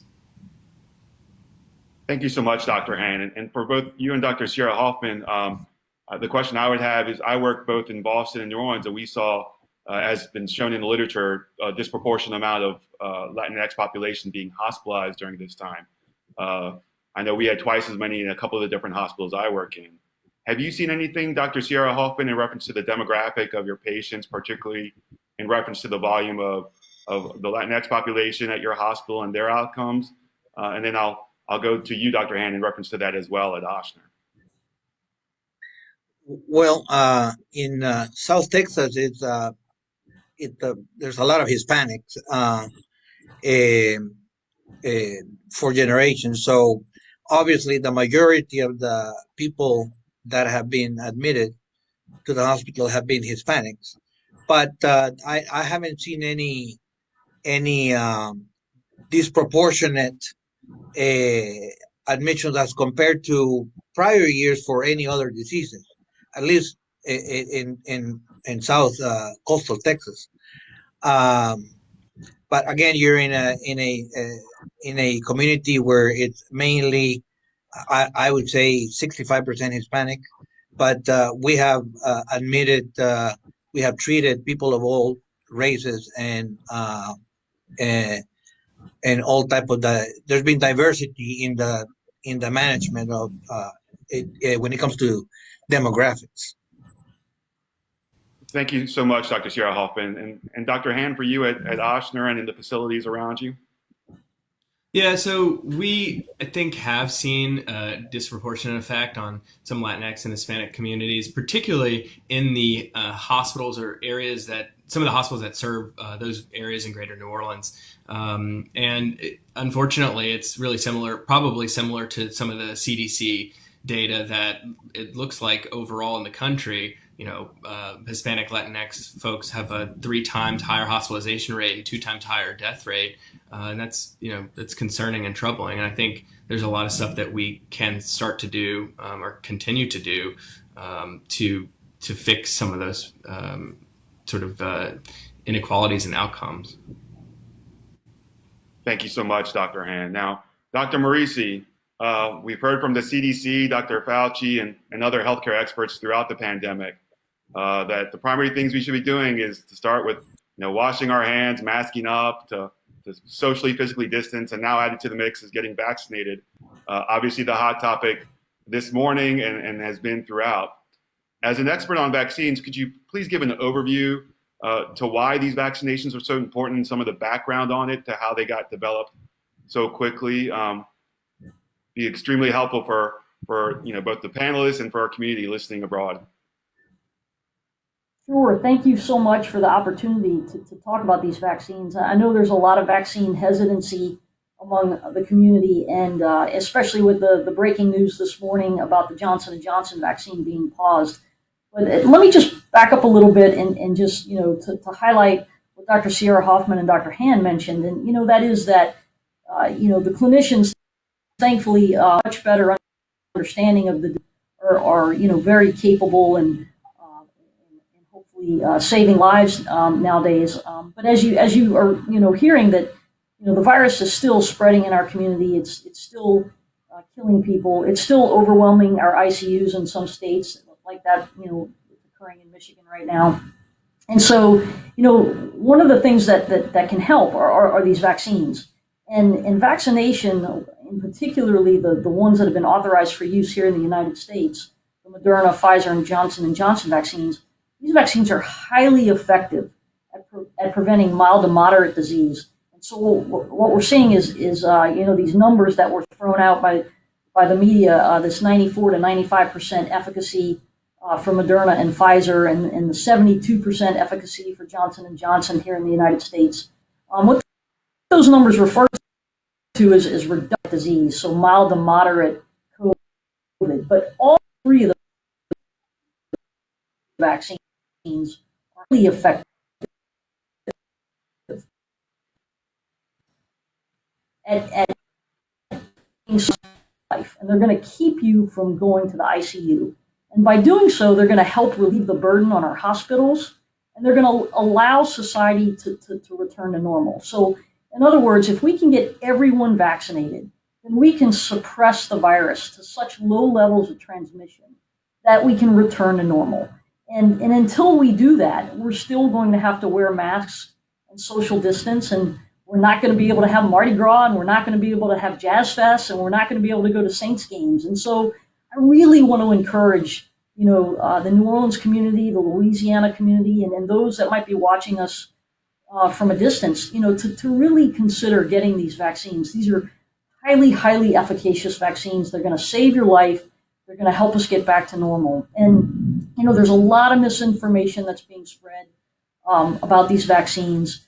Let me just briefly mention that these vaccines, they were tested very rigorously in clinical trials. And so they go through a series of clinical trials, phase 1 through phase 3, that enrolls tens of thousands of individuals. And we were able to conduct these clinical trials very quickly for these vaccines for a number of reasons. First of all, we had people willing to volunteer to get the vaccine and to enroll in the clinical trial. We also had very high case rates of COVID, as you know, and so we were able to assess the efficacy of these vaccines very quickly while monitoring safety. And we were also able to mitigate the financial risk for the companies that were conducting these vaccines. And so typically, companies will hold off manufacturing their vaccine until they're absolutely certain their vaccine is effective. And so, the federal governments and other agencies helped mitigate the financial risk and said, no, go ahead and start manufacturing your vaccine now while the clinical trials are underway, and we'll help you with those costs. And so that's one of the reasons these vaccines went so fast as opposed to traditional vaccines. It's not that safety corners were being cut. And so these vaccines, were very, they were monitored for safety. They were assessed for safety in tens of thousands of individuals, which is what's typically done for any vaccine or drug in clinical trials. And now what you're hearing about are these very rare adverse events. And so the Johnson & Johnson vaccine, for example, that was paused by the FDA out of an ounce of caution.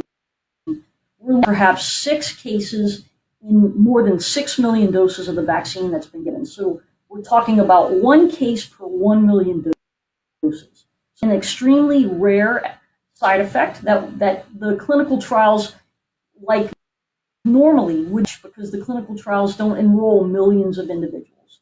And so this is an assurance, hopefully, to the community that this post-monitoring of safety and side effects is in place and it is being conducted. And hopefully, the FDA will come back with a recommendation to mitigate those risks, whether that be helping our clinicians know how to recognize it and treat it, or whether that be, perhaps limiting that vaccine to a particular population of individuals, or saying, look, the risks of the virus far, far outweigh the risks of this vaccine, and we still want the general population to get vaccinated with this vaccine. And so hopefully I can address any other concerns that you might have about safety, but I'll stop there. Thank you so much, Dr. Morici. One of the questions that I hear every day is, which vaccine should I get and why? And so if you could just sort of answer the differences between the Pfizer, the Moderna, the Johnson & Johnson, and sort of provide a brief overview between the differences, because I can't say there isn't a patient I don't see or someone I run into on the street that asks about the differences and which one to get. So if you could just address that quickly, that'd be great. Sure. So, my answer has always been get whichever vaccine is available to you. And it's still my answer, because right now the Johnson & Johnson is paused temporarily. And so, the Moderna and Pfizer vaccines are available. And these are very efficacious, very safe vaccines. I would highly recommend you get those vaccines if they're available to you. And then if the FDA, comes out and recommends, the Johnson & Johnson vaccine for the general population, again, I would highly recommend that you trust those experts, that the risks of the vaccine are minuscule compared to the risks of the virus. And in terms of the differences, the Pfizer and Moderna vaccines are what are called messenger RNA platforms. And that's a fancy term, but to try to simplify it for non-science folks, our bodies contain messenger RNA. Our cells are loaded with messenger RNA. And so this vaccine is messenger RNA that was made in the laboratory to our cells, and then our cells recognize that, and they read the messenger RNA. It's basically a set of instructions to our cells to make this protein of the virus. And so our cells see that, and they make that protein, and they present it on the surface of our cells so that we can mount an immune response to that protein. And that protein is a part of the coronavirus that we think if we neutralize that protein, we can protect ourselves from infection. And that seems to be working very, very well. And that's how the messenger RNA platforms work. And it's a 2-dose series. And so the Pfizer vaccine is given the first dose, and then the second dose is given 3 weeks later. And the Moderna is the second dose is given 4 weeks later. And typically about 2 weeks after the second dose, you were fully protected in terms of severe disease and hospitalization and death. And as I mentioned, there's a 94 to 95% reduction in mild to moderate disease with those vaccines. And so really, really effective in terms of not only preventing the severe disease, but also just preventing you from getting a sort of a common cold infected with the virus. And so that's going to help, hopefully stop the spread of the virus among the community. And then the Johnson & Johnson vaccine is similar to the AstraZeneca vaccine, which is based on an adenovirus. And the adenovirus is a virus that usually typically causes a common cold, and it's been modified in such a way that it is basically incapable of causing disease in our bodies. And so the blood clots that you're hearing about don't have anything to do with that virus actually infecting our cells and replicating and causing disease, because it's incapable of doing that. And so what that adenovirus does is it delivers the instructions to our cells, much like the messenger RNA does. It teaches our cells how to make the protein for the coronavirus so that we can mount an immune response to that protein. And then if we're ever exposed to the virus, we're protected because we have a pre-existing immune response. And that Johnson & Johnson vaccine is a 1-dose vaccine, which is really great because people don't have to go back for a second dose. And you typically have, maximum immunity 3 to 4 weeks after getting that vaccine. And so, again, all of these vaccines are going to be very helpful in combating this virus, saving lives, getting us to what's known as herd immunity, where the majority of the population is protected. And it's really important. A lot of people think that natural immunity will get us there. We're not so certain of that. The immune response and the disease manifestations in the general population upon COVID infection is highly variable and highly diverse. And so we don't really know how the immune response, functions in terms of natural immunity to the virus. We don't know how long you're protected.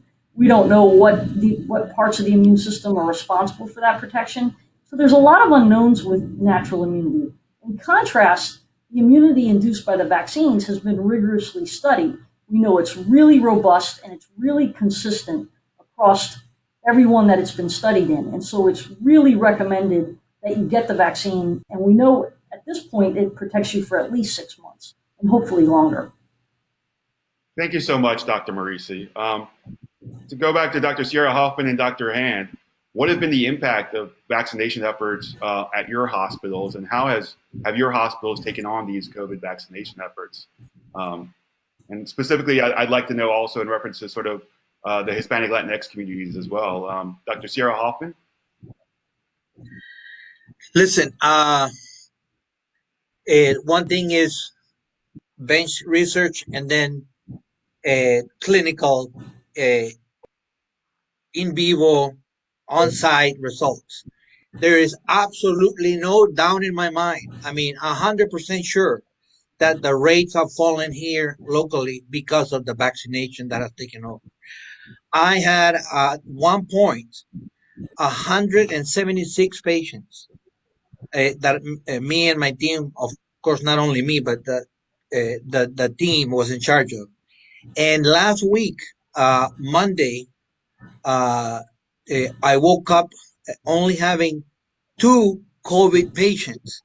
After having in January a mountain of cases, a hospital, I mean, people had to stay in the emergency room. There is no doubt in my mind that vaccination is the solution to this. And like Dr. Morici was saying, I tell people that they ask me every day, 10 people a day or more, which one? I tell them the one you have in front of you. Just get the vaccine. Period. I have not. It's dramatic the way the coronavirus or COVID-19 disease has dropped locally. I can testify to that because I've been dealing with this for a year, and this has been the all-time low in 1 year.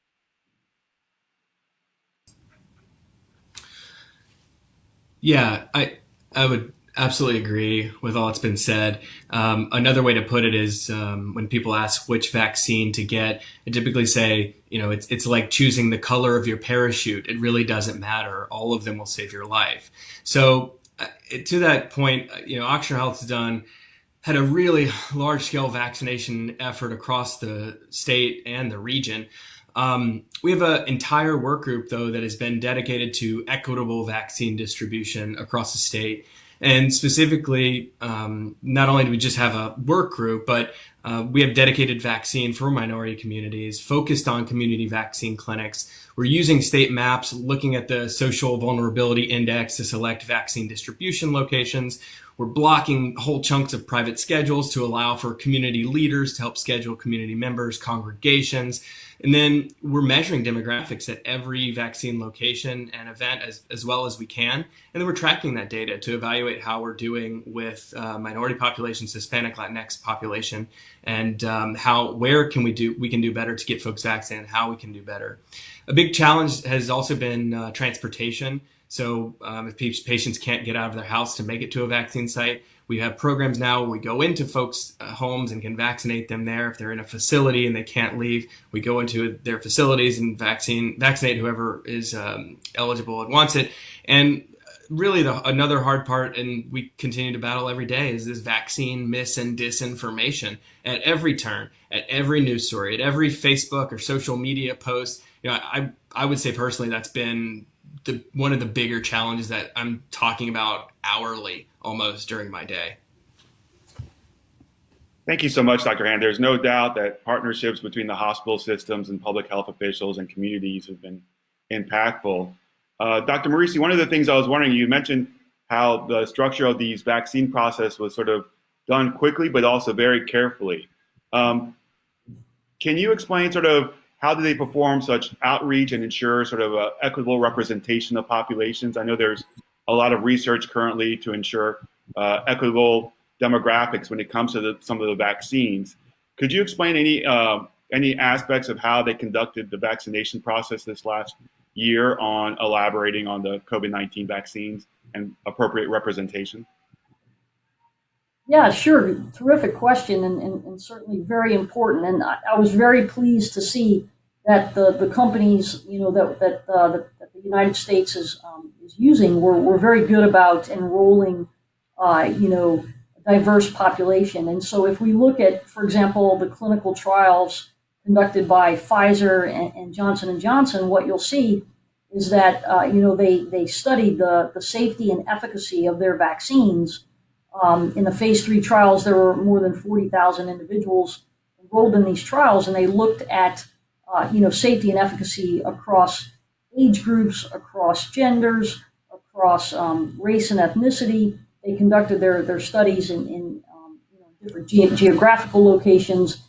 So, for example, if we look at the Johnson & Johnson, they looked at their vaccine. They studied it in individuals in different countries like Colombia, Argentina, Peru, Chile, Mexico. The percentage of Hispanic and Latino individuals that were enrolled in their study was 45%, which is a very high percentage. If we look back historically, it's always been the case. And so Johnson & Johnson about, making sure that they were able to demonstrate that their vaccine not only safe but highly effective, across backgrounds and geographical locations. For Pfizer, it was a little bit lower. They had approximately 28% of participants in their trial were Hispanic or Latino, and so it's really great to see, and it provides reassurance to the community that these vaccines won't just work in one particular population of individuals, but that these vaccines are highly safe and effective in all groups. Thank you so much, Dr. Morici. Dr. Sierra Hoffman, at your hospital system, and you mentioned the importance of vaccinations. How has your hospital? Traditionally hospitals have been within the confines of their building or their clinics. What efforts has your hospital or institution done with communities around you to inform about vaccinations, to coordinate efforts? Could you elaborate on any work that your institution is doing or the people in your community?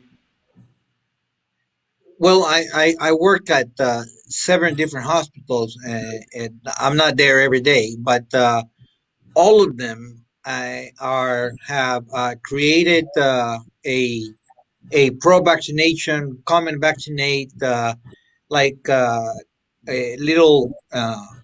campuses. Some of them go to specific hospitals.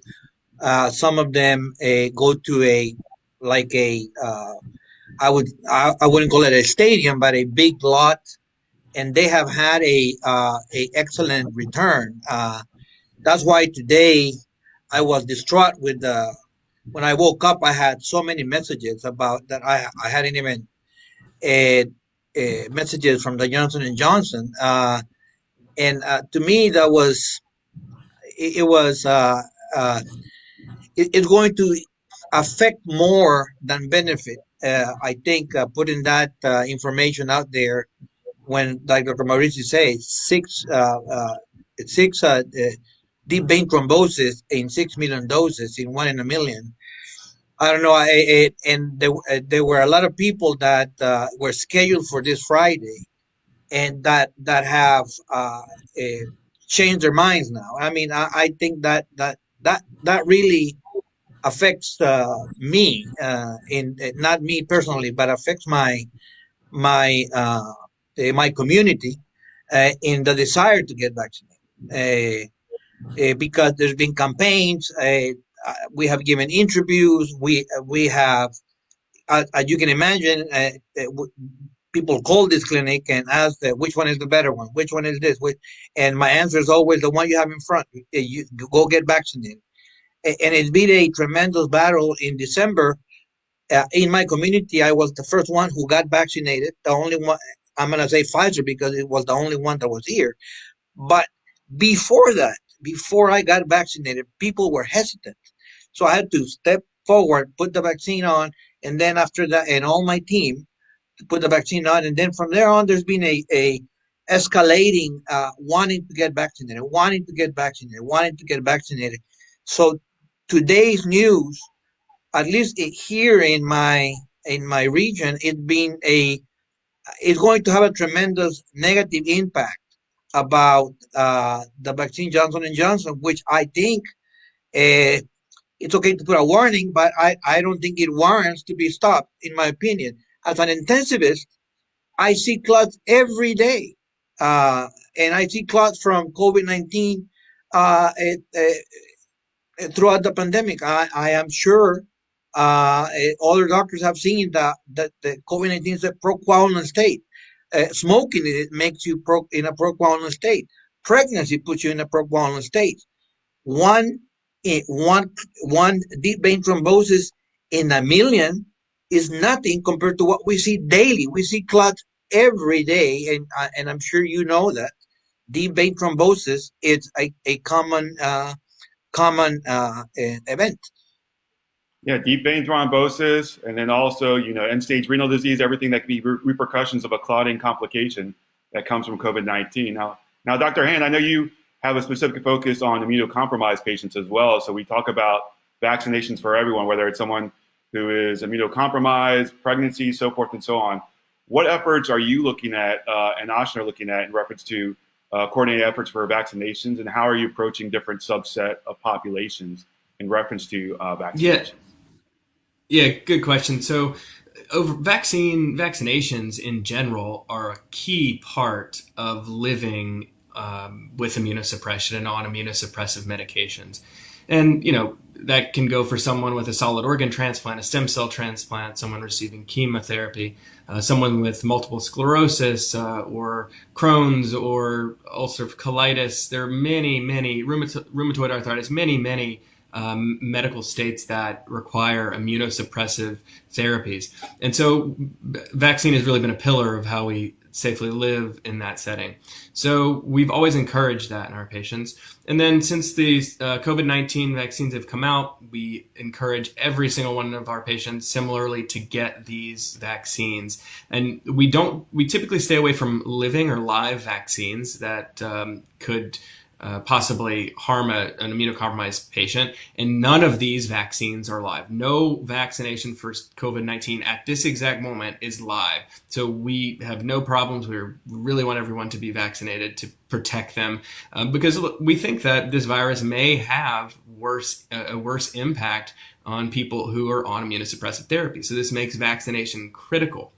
And we have some historical data in other vaccines that show that people after a transplant, I guess would be the example, may not have as robust of protection or robust of an immune response to vaccines. That doesn't mean you don't get the vaccine, that we absolutely want you to get it, but even 10% of protection is better than 0% when you're living with immunosuppression.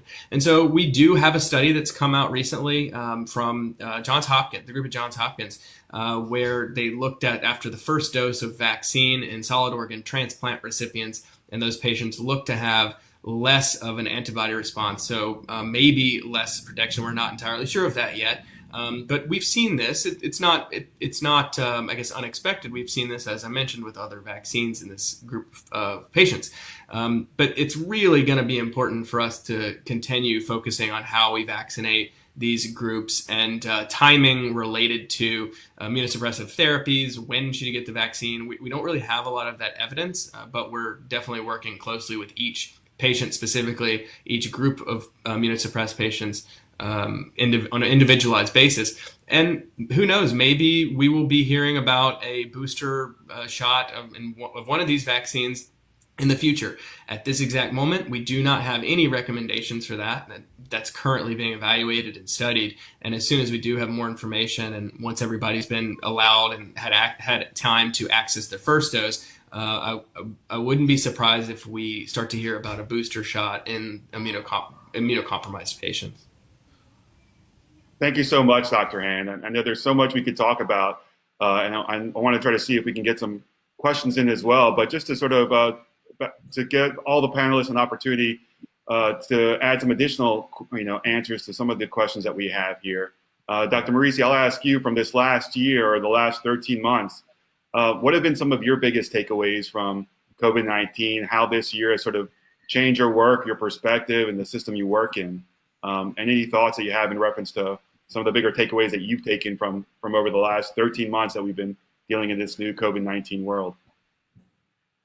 Yeah, so so the emphasis of my involvement has been obviously the vaccine component, and I think one of the things that I've really been sort of immersed in is how much, and Dr. Hand talked about this a little bit, is how much social media has influenced public perception of vaccination, and this is unfortunately it's hurt vaccines, I think, more than it's helped them, and so Facebook and other platforms have stepped up to make an effort to remove things from their sites that are completely wrong or based on non-science, and so I think it's it's really important that I want to encourage the viewers who are participating today that going forward, if I really hope you'll trust the panel. that you tuned into today, and that you'll go and get vaccinated, and that you'll encourage your loved ones to get vaccinated. And if you have any concerns whatsoever about any of these vaccines or any of your own personal conditions that you might have, talk with your healthcare provider, or talk with perhaps your faith-based organizations who can also help you with your decision. These vaccines are going to save lives. They're very effective, and there's too much misinformation and myth that's being spread on social media that is scaring people, and that is spreading non-truth. So again, I encourage you to go to someone that you trust, someone that can give you the facts on the vaccine and answer your questions about it. That's all I'd like to say. Thank you so much, Dr. Morici. Dr. Sierra Hoffman, takeaways from the last 13 months? I know there's so many. Well, there's so many, but I want to pinpoint something that it was mentioned by the other panelists. Including me, I had the impression at the beginning, a year ago, that 20% of the people were going to get clinical disease and go to the hospital, 5% in the ICU, etc. But let me tell you something. In July, by default, nobody wanted to see outpatient COVID patients. So I'm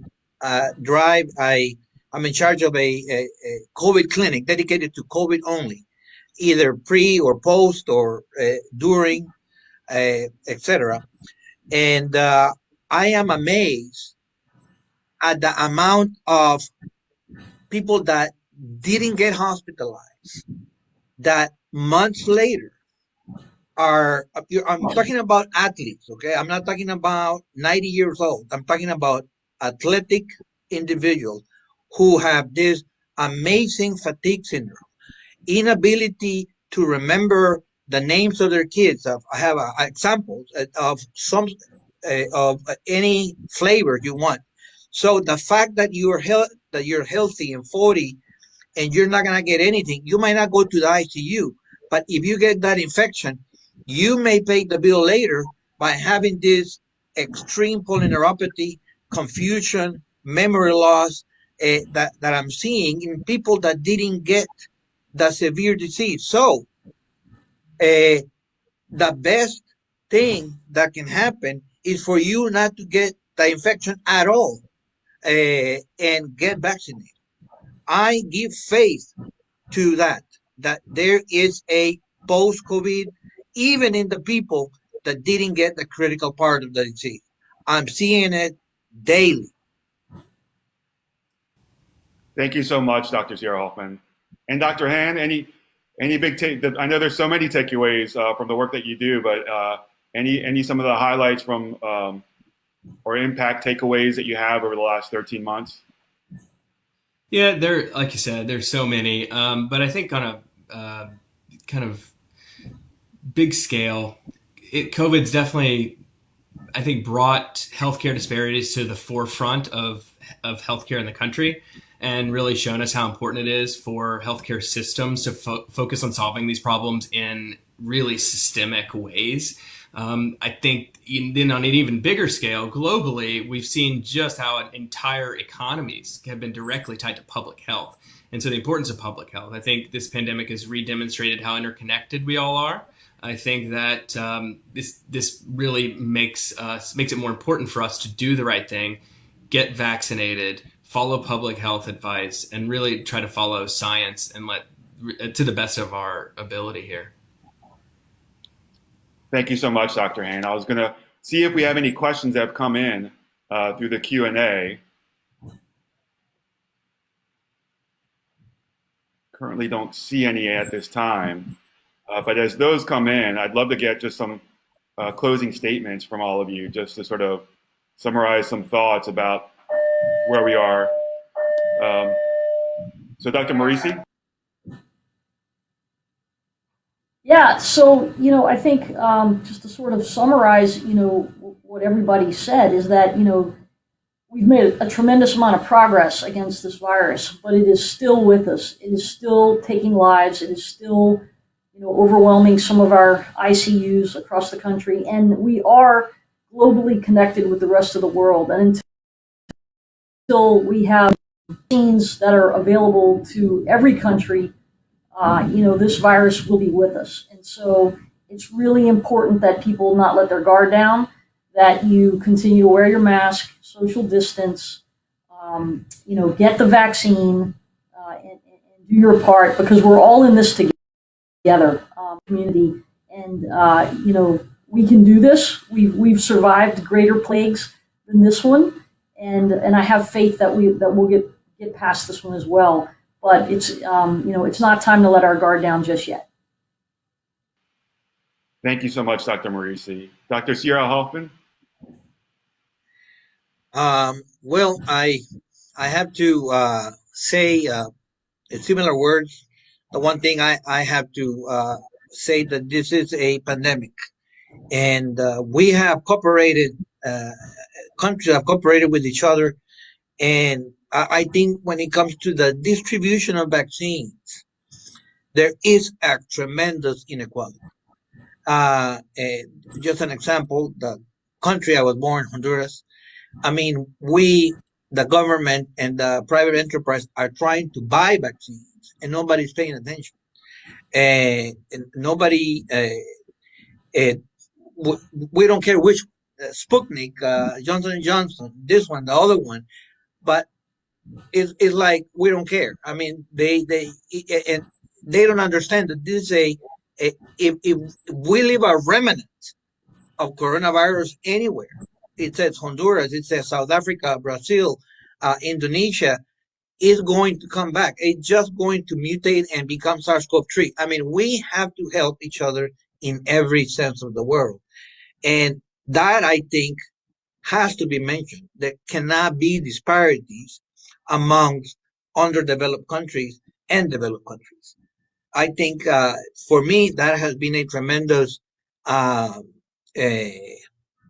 source of fury in the lack of attention that they give to bordering countries that don't want any donations. They want to buy, but there's no access to them. Thank you so much, Dr. Sierra Hoffman. And Dr. Han, some parting words and thoughts?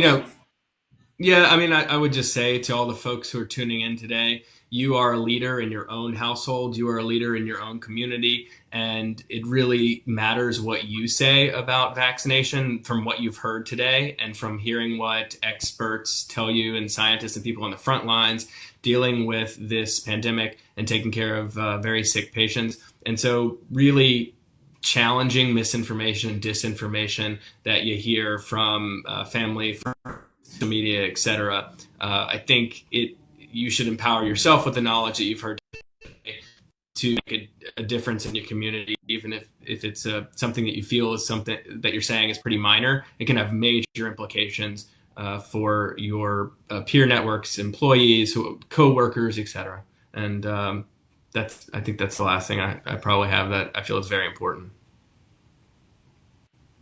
Dr. Han, thank you so much. Dr. Morici, Dr. Sierra Hoffman, there's no doubt that this is a pandemic that has affected all communities, and it shows how interconnected that we are, both from the healthcare institutions to the public health, to the communities, especially the Hispanic and Latinx community, both locally and around the world, and how interconnected that we need to be, and how we need those partnerships to make sure that we take this all together. So we have to continue to clean our hands, physically distance, get our vaccinations, and work together to solve all this.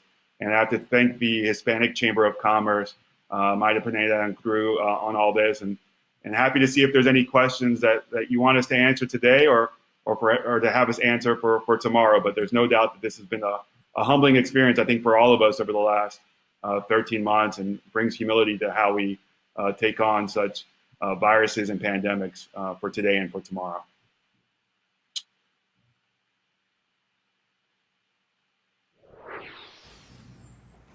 Thank you, Dr. Gershanik. We don't have any questions at the moment, but it was such an informative session. My name is Riza Petrie. I'm Corporate Vice Chair of the Hispanic Chamber of Commerce of Louisiana. Thank you for joining us on this rainy Tuesday morning. We hope you've enjoyed our town hall. I'd like to thank our panelists and moderators for your valuable insight. I would also like to thank our sponsors. Your support is so important in moving our mission forward, and we are so grateful for the partnership. We have a full calendar of events planned for the rest of the year. We hope to see you there. Please visit our website at hccl.biz for a list of all of our upcoming events. Thank you for joining us. We look forward to seeing you hopefully in person in the future. I hope you have a great week and stay safe. Thanks.